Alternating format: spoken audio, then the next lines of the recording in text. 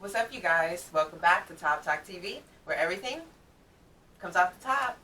Today we're going to go ahead and check out Richard Pryor's Cocaine. Goodnight kiss. Y'all ready to do this? Yes. Let's do it.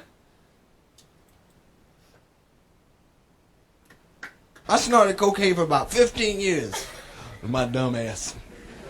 I must have snorted up Peru. I could have bought Peru all the shit I snorted. Could have just gave him the money up front and had me a piece of property.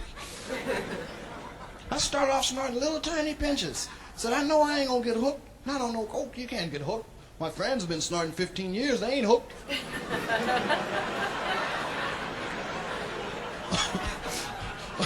I was snorting little teeny, didn't even make noise. Coke etiquette, Jack. Pass the album, please. No more for me. 6 months later.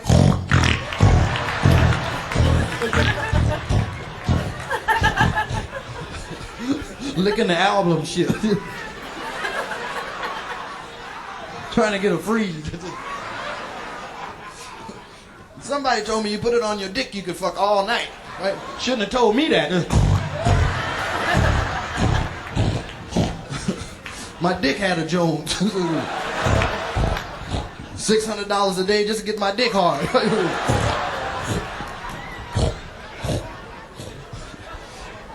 And you get weird sexual fantasies too when you be on coke.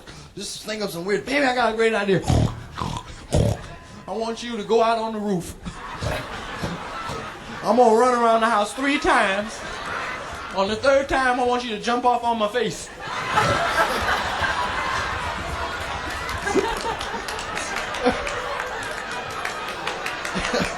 Got a witness. Them niggas point at each other.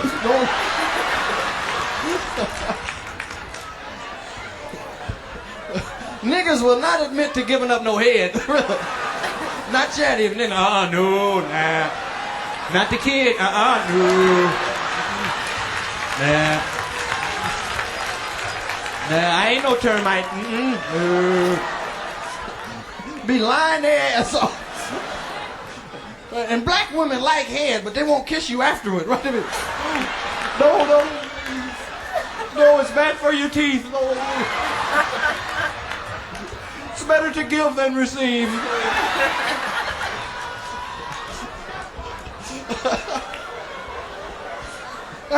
And dudes be trying to talk a lot of shit on cocaine too, right? Be thinking they making plenty of sense. Don't be saying shit. I be shit. I Nixon shit with my shit. I am. And the pimps get psychotic when they get high. Them motherfuckers get all the moves together, right? Shit, I'm down in I got, you know what I mean? I'm now the men scream on me and say, I'm doing the you know, I got 500, you know, talking about the men, I got, you know, I'm trying to wait on the line, you know, I'm on the, yeah, so make this bitch, I'm gonna hold the men, I ain't holding the motherfucker, man, yeah, so I'm gonna get it, huh? You know, yeah, I'm ready for Freddie, you know what I mean, and now. Niggas be holding them dicks too, Jack. White people go, why do you guys hold your things? So you done took everything else, motherfucker.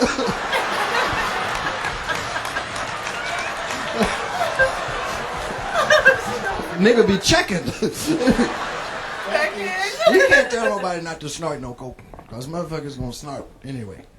It took me a long time to learn. That shit'll kill you. Man, bro, the big booger came out of my nose, scared the shit out of me. Motherfucking black one this long. That's God damn. Lord, please, I'll quit, please. Just let it stop. White folks, they date different than we do. See, they go home tonight, they'll kiss their girls goodnight at the door and shit. Don't even think about no pussy. This big. Good night, dear. Been a pleasure being with you.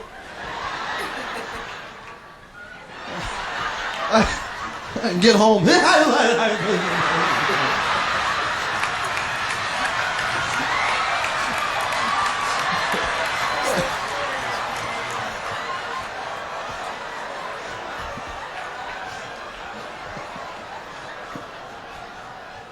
nigga spend $34, he gonna fuck somebody. Now that's the bottom line. Somebody giving up something. Motherfucker worked too hard to get this for a good night kiss. Because you can see that guy. Say, bitch, what is that? The fuck you mean good night? Yeah, well, somebody in there gonna fuck. Yeah, well, wake up your daddy. Yeah, I'll wait.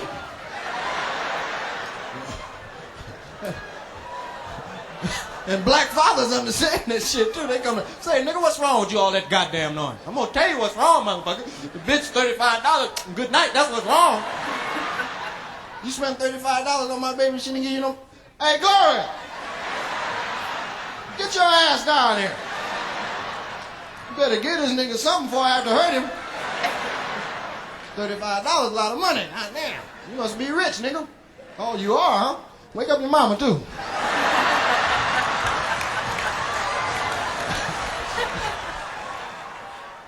Damn, that's cool. White folks are mad at Ollie, because they are, man. Ollie kicking ass, making money, ain't killed nobody.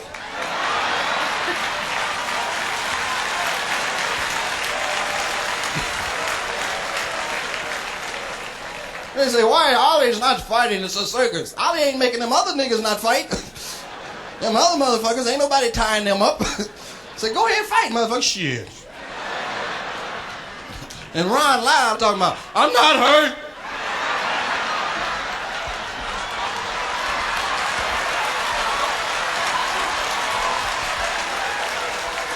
I'm okay. What you stopping for? Shit. Lyle, he was killing your ass. That's why we stopped.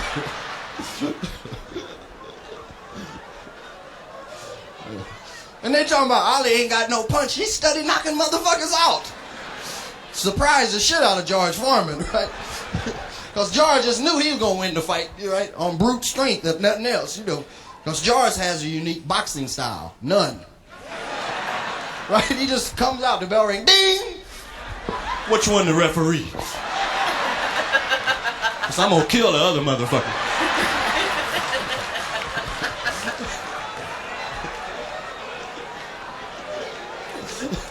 Ollie hit that nigga about 9 times. George said, hey, shit. Let me check this out in the corner. Hey, coach. Thought you said that nigga was going to dance.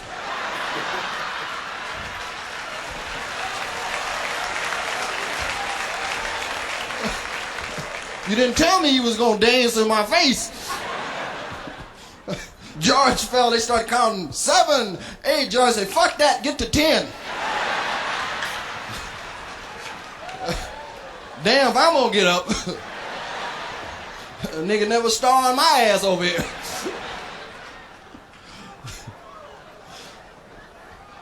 I know there's just one nigga Ollie hate to fight, right? Out of all the niggas, Joe Frazier. Right? Because Joe make a motherfucker work. I mean, Joe will not fall down for Ali. I mean, any other motherfucker can knock Joe all around. Joe ain't gonna fall for Ollie. Ollie be talking about, get off me, motherfucker. God damn, nigga, shit.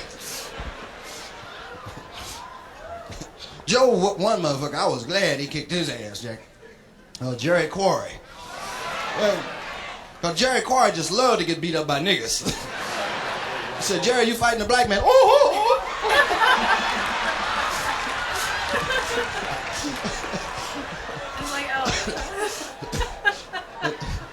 And Joe Lewis was the referee. That was beautiful, Jack. Joe Lewis got even after all them years.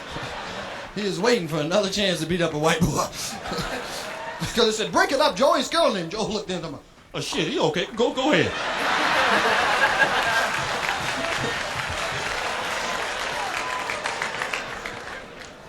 Shit.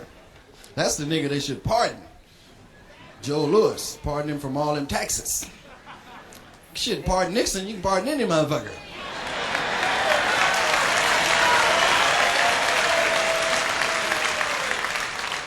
You white folks write a letter in, you can get that done. Because they don't open our mail. Put that in the nigger pile, let's find it.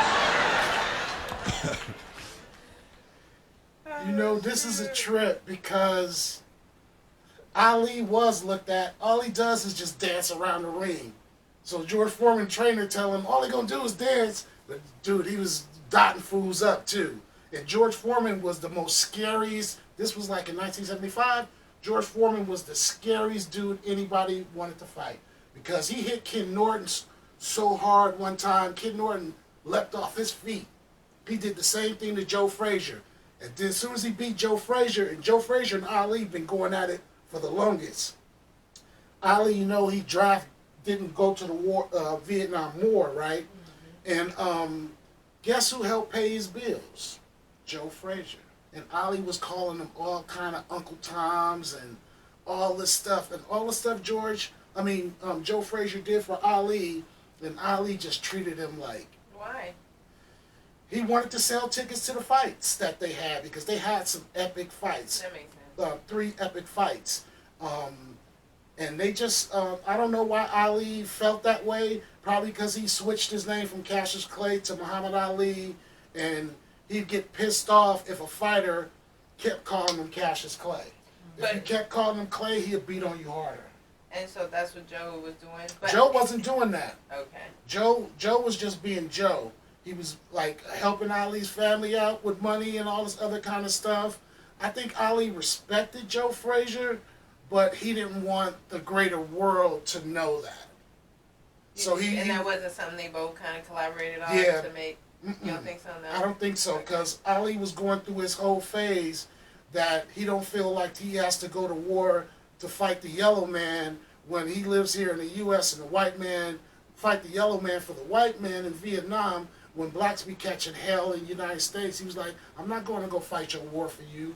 You guys treat us like us here, and I'm just not going. I'm not going to participate in it. So they stripped him from his titles, took all his titles away, and put him in jail for a little while. Then he got out. Nobody wanted to touch him. Like I say, it was a lot of people like Kareem Abdul-Jabbar, Jim Brown, Joe Frazier. A lot of people came to Ali's aid and, you know, made sure his family had a little something. I guess Nation of Islam was breaking him off some bread, too, because Ali was making money for the Nation of Islam. I wish they would do a redo of that, because, like, the Will Smith version of Ali, I don't think it did his story justice. No. It didn't do his story justice. Like, it glamorized him, which was the point, but all the help, dramas, all the, you know, all the behind the scenes stuff. I like to see and hear stuff like that, like what really made the person, not just his mouth and his Hollywood, the Hollywood version. You know what I'm saying? Yeah, everybody wanted to shut Ali up. Shut him up. His mouth is too big. Everybody, most people, especially white people, tuned in to Muhammad Ali's fights just to see if somebody would beat him up. Just like now, when Floyd Mayweather fights, everybody wanted to tune in to see if somebody's going to beat Floyd Mayweather. But Floyd Mayweather didn't have the mouth of Ali. Ali would tell you exactly how he felt back in them days. And it wasn't a lot of black athletes doing that. Right. It wasn't, and him and Kareem Abdul-Jabbar are the only two people who switched and changed their names up. That's deep. That's deep. Yeah, I got DVDs on some of this stuff, and I would like you guys to watch some of those historical stuff of how it was back in the 50s, 60s, and 70s. It was a great time. I was born in the 60s, so me being like 5, 6, hearing all this crazy stuff, James Brown singing about the stuff he sang about, Motown bringing out all these hits, was like soundtracks to people's lives. And it was a great time to be a kid in the 70s to me. It was just so fun, so free. You can, those were the times where you could leave your door unlocked and don't have to worry about nobody rushing in and doing nothing or nothing like that. Everybody respected everybody pretty good. And then when we came out here to California and all the Haight-Ashbury stuff was going on, this was around 1972. Richard Nixon was running against McGovern. It was just a whole bunch of hippies everywhere and music being played all over the place. It was a really good time. Really good time. I wouldn't trade the years that I was born for another time. I was born right at the right time for me to understand what the world was like. Black Panthers were out during that time. All kind of really empowering things were happening in the community at that time. 60s and 70s, late 60s, early 70s was just super fun. Super fun. But and Richard was like top comedian around this time. He was like, nobody was saying or doing the stuff that we heard here. Mm-hmm. Nobody was really doing that. They was doing all these.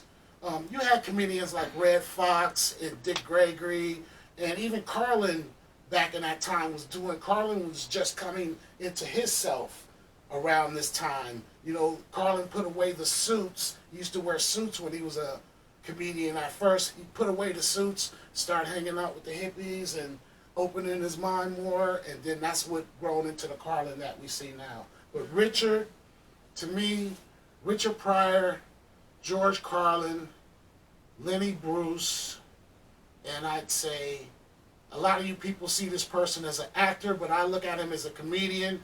Eddie Murphy, them four were some of the top 4 comedians, stand-up comedians that I enjoyed as a kid. There were other television comedians like Lucille Ball and all these Carbonet, all these other people that did their great stuff on the television scale, but on the stand-up scale, Lenny Bruce, Richard Pryor, George Carlin, and Eddie Murphy. No one beats them.